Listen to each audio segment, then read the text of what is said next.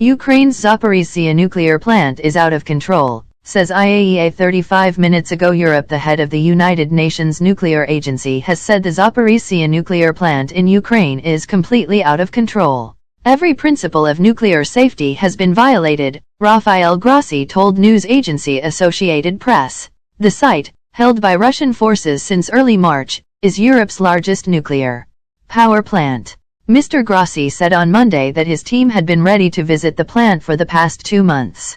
But they have so far been unable to carry out the mission, he said. Meanwhile, a Russian-installed official in the Zaporizhzhia region has told Reuters news agency that Ukrainian forces were using Western-supplied weapons to attack the plant. Yevgeny Balitsky said officials were ready to show the IAEA how Russians were guarding the nuclear facility while Ukrainians were allegedly attacking it, the agency reported.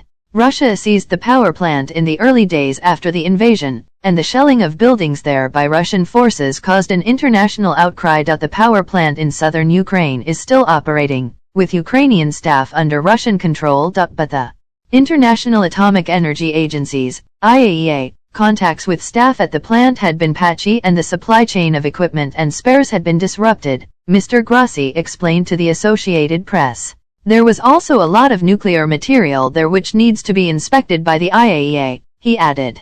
The people of Zaporizhzhia and people far from Zaporizhzhia are relying on all of us to prevent war from causing a nuclear tragedy, Mr. Grossi, who runs the IAEA, which works with countries to help ensure the safe use of nuclear technologies, told a conference in New York this week. In June, Ukraine's state nuclear company accused Mr. Grossi of lying over the planned inspection visit, saying Ukraine had not invited his organization and any visit would legitimize Russia's presence there.